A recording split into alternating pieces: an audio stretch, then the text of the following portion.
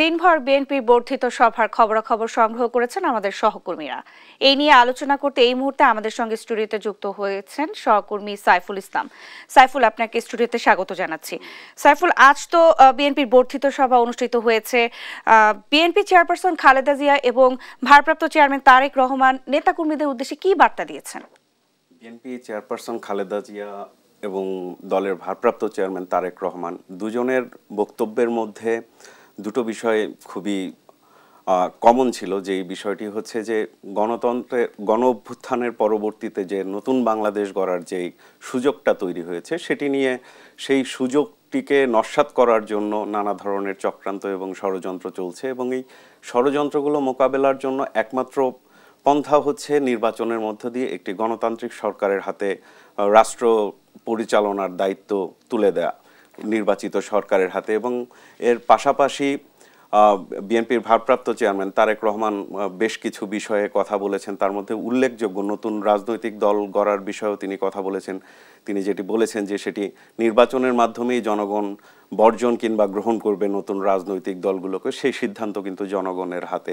এবং BNP chairperson ভারপ্রাপ্ত চেয়ারপারসনের আরেকটি গুরুত্বপূর্ণ আজকের যে বক্তব্য বার্তা তিনি দিয়েছেন যে অন্তর্বর্তী সরকার যেখানে আইন শৃঙ্খলা পরিস্থিতি কিংবা নিত্যপণ্যের বাজার নিয়ন্ত্রণ করতে পারছে না, সেই সময় আসলে জাতীয় নির্বাচনের আগে স্থানীয় নির্বাচন করে আসলে দেশের রাজনৈতিক পরিবেশ আরও ঘোলাটে হবে, এবং সেই ঘোলাটে যেন না হয় সেখান থেকে ফিরে আসার জন্য অবশ্যই স্থানীয় নির্বাচনের আগে জাতীয় নির্বাচনের দাবি জানিয়েছেন তিনি। এবং অন্তর্বর্তী সরকারের প্রতি তিনি আহ্বান জানিয়েছেন যেন অন্তর্বর্তী সরকার সেই নিরপেক্ষতাটি বজায় রেখে দ্রুত একটি নির্বাচনের রোডম্যাপ সহ পরিপূর্ণ একটি কর্মপরিকল্পনা জনগণের সামনে তুলে ধরেন।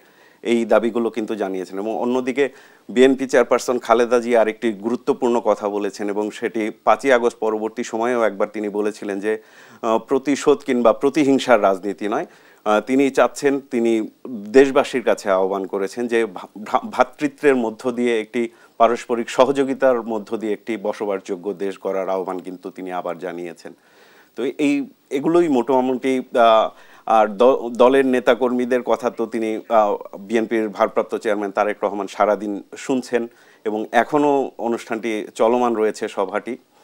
আগামী নির্বাচন নিয়ে বর্ধিত সভায় অংশ নেওয়া নেতাকর্মীরা কি বলছেন যারা আজকে অংশগ্রহণ করেছেন? তৃণমূলের যারা নেতাকর্মীরা এসছেন, নেতারা যারা এসছেন, তৃণমূলে যারা নেতৃত্ব দেন প্রায় 3,500 নেতা এসছেন, এবং তাদের পক্ষ থেকে যেটি জানানো হচ্ছে যে আগামী জাতীয় নির্বাচনটি স্থানীয় নির্বাচনের আগে জাতীয় নির্বাচনের দাবি আদায়ে করণীয় বিষয়ে যেমন তাদের ব্যক্তিগত সুপারিশ তুলে ধরছেন, এবং দলের ভারপ্রাপ্ত চেয়ারম্যানের নির্দেশনার জন্য তারা অপেক্ষা করছেন। পাশাপাশি যে বিগত আন্দোলন সংগ্রামগুলোতে দলের হয়ে যারা গুরুত্বপূর্ণ ভূমিকা রেখেছেন তাদের যে মূল্যায়নের বিষয়টি, সেই দাবিটিও কিন্তু সেখানে এসেছে। এবং তৃণমূলের নেতাদের আরেকটি গুরুত্বপূর্ণ বিষয় যেটি তাদের পক্ষ থেকে তুলে ধরা হয়েছে, কোনো এলাকা ভিত্তিক যেন কোনো ব্যক্তি বা গোষ্ঠীর হাতে কিংবা কোনো পরিবারের হাতে তাদের দলের রাজনীতি যেন কুক্ষিগত না হয়, সেই বিষয়টিও কিন্তু দলের ভারপ্রাপ্ত চেয়ারম্যানের কাছে তারা আবেদন জানিয়েছেন যে দেশের স্বার্থে দলের স্বার্থে যেন সেটি সবার জন্য উন্মুক্ত থাকে, সবাই রাজনৈতিক চর্চা সক্রিয়ভাবে করতে পারেন, সেই ধরনের দাবিও কিন্তু তোলা হয়েছে। সাইফুল, আপনাকে ধন্যবাদ অসংখ্য আমাদের সঙ্গে যুক্ত হবার জন্য। আপনাকেও ধন্যবাদ।